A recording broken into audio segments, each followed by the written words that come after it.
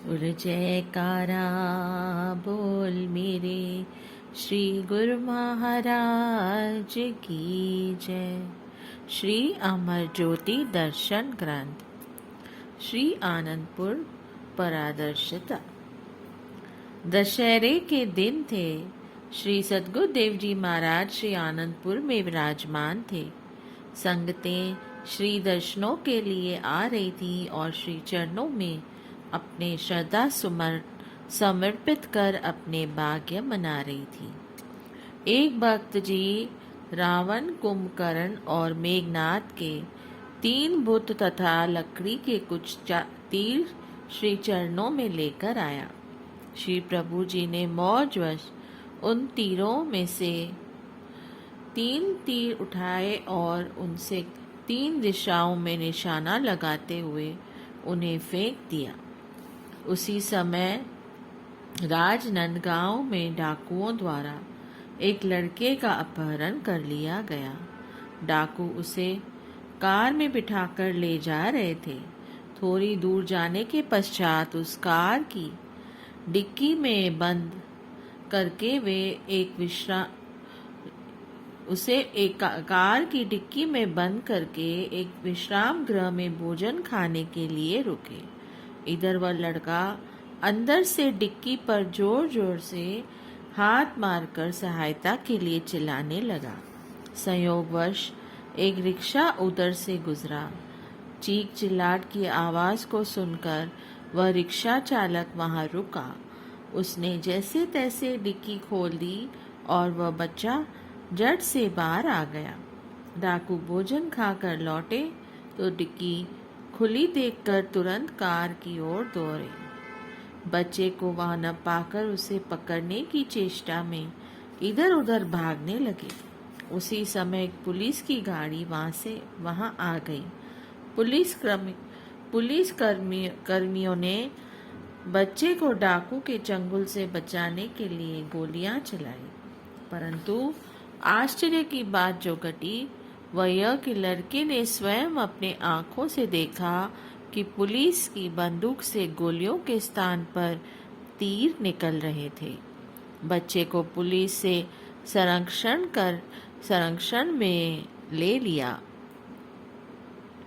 उससे पूछताछ करके उसके माता पिता को नागपुर बुलाया गया और बच्चे को उन्हें सौंप दिया। उसके माता पिता दोनों गुरुमुख थे। उन्होंने विचार किया कि घर जाने के पहले श्री आनंदपुर जाकर क्यों न श्री गुरुमा जी की कृपा का आभार प्रकट करें।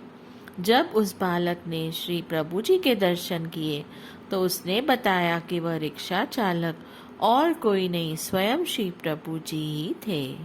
देखो श्री सद्गुरुदेव महाराज जी कैसे अपने प्रेमियों की रक्षा करते हैं। आप श्री आनंदपुर में पर्व मनाते। गुरुमुखों के अंतर्मानस में मानुष जन्म के लक्ष्य को पाने के लिए कई नई चेतना, नई उमंगे भरते और हर समय यहाँ आनंद एवं खुशी के समागम बनाते। श्री दर्शन के समय मत्था टेकते हुए कई प्रेमी अपनी शंका श्री चरणों में विनय करते। आप उनका समाधान करते हुए प्रेमियों को पूर्णतः संतुष्ट कर देते। एक बार एक भगत जी ने विनय की, प्रभु मेरी भक्त्यानी के मन में संतान की बहुत लालसा है। वह प्रतिदिन 7-8 घंटे भजन करती है। भजन करते हुए इसे कभी नूरानी ज्योत के दर्शन नहीं हुए, बल्कि आश्चर्य की बात तो यह है कि जब यह भजन में लीन होती है तो इसे अपने चारों ओर नीच युनियां घूमती हुई दिखाई देती हैं। ऐसा सब होते हुए भी यह भजन नहीं छोड़ती। आपने वचन फरमाए, भक्त जी भजन का असली आनंद इसे अंतर में मिलता है, इसलिए यह भजन नहीं छोड़ती। संतान की लालसा के संस्कार न जाने कितने जन्मों से इसके अंदर में पल रहे हैं। एक अंधेरी गुफा में जो वर्षों तक बंद पड़ी हो, उसमें क्या होगा? भक्त जी ने विनय की, महाराज इसमें सांप, बिच्छू और कई प्रकार के विषैले कीट पतंग उत्पन्न हो जाएंगे। आपने फरमाया, ऐसे ही जन्म जन्मांतरों से मन की गुफा में विषैले संस्कारों के कीट पतंग उत्पन्न हुए हुए हैं। जब उस गुफा में माचिस की एक तीली जला दी जाए, अर्थात रोशनी कर दी जाए, तो क्या होगा? वे सब रोशनी में उस गुफा में से बाहर निकलने के लिए भागेंगे। सौभाग्य से आपको संत सत्पुरुषों की चरण शरण मिल गई है। भजन के प्रभाव से जन्म जन्मांतरों से कुछ संस्कार अपना रूप बनाकर अब समाप्त हो रहे हैं। एक काम करो कि बच्चा गोद ले लो। जिससे बच्चा गोद लोगे उसे पहले ही कह देना कि जब तक हमारा मन चाहेगा तब तक इसे पास रखेंगे। पुनः उसे धन संपत्ति सहित लौटा देना। भजन करने से इसकी सुरती काम क्रोध लोभ मोह से निर्लिप्त हो चुकी है। इसका आखिरी संस्कार करते ही यह परमात्मा स्वरूप बन जाएगी। भक्त जी ने श्री वचनों के अनुसार कार्य किया। वह हैरान था कि 6 मास भी भक्त्यानी ने बच्चे को अपने पास नहीं रखा। उसका मोह बंधन जो लोहे की दीवार बनकर खड़ा था टूट गया। अब वह हर समय भजन में आंतरिक नज़ारे देखकर आनंद में झूमने लगी। भजन से उठती तो यही कहती कि श्री गुरुमा जी ने मुझे जीते जी मुक्त बना दिया।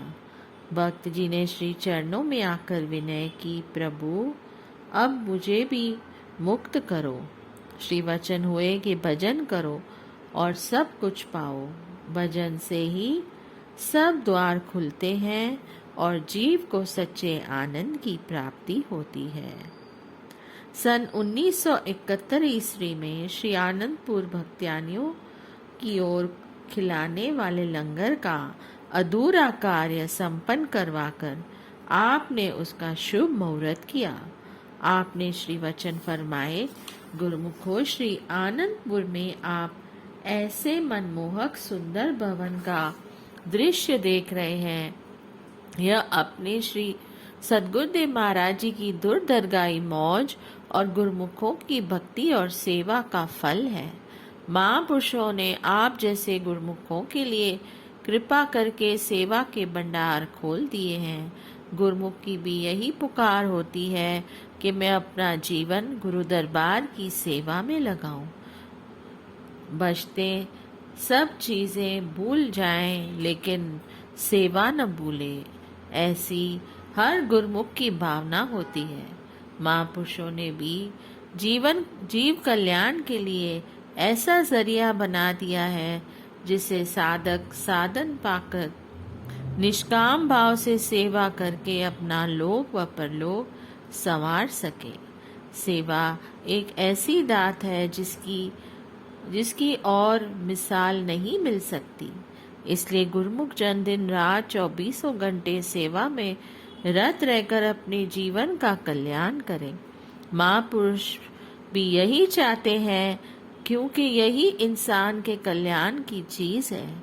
इसके अलावा कोई भी चीज़ मांगना दुखों को मांगना है। विर तुड होण जे मंगना सिर दुखांदे कुक। यदि मालिक से कुछ मांगना है तो उसकी सेवा मांग लो, जो कि असली चीज़ है। जिसकी सेवा की जाएगी कुदरती तौर से उसी का ही ध्यान आएगा। गुरुमुख के लिए भक्ति की मंजिल को पाने के लिए 2 चीज़ों की ज़रूरत है।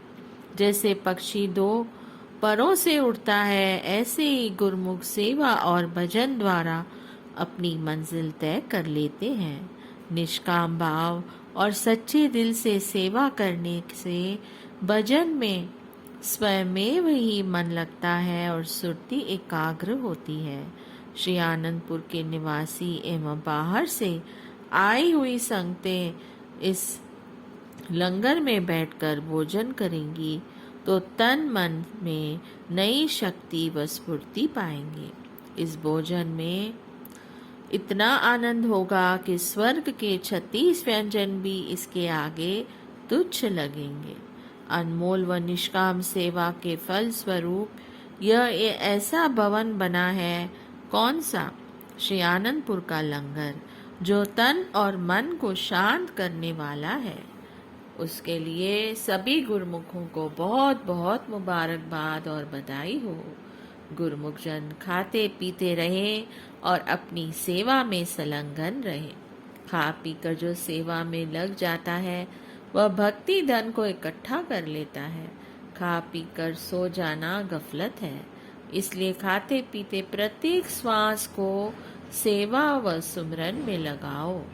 जो मेहनत करेगा, सेवा करेगा, उसके लिए पानी भी घी का काम करेगा। इसलिए सेवा करो और आनंद लो।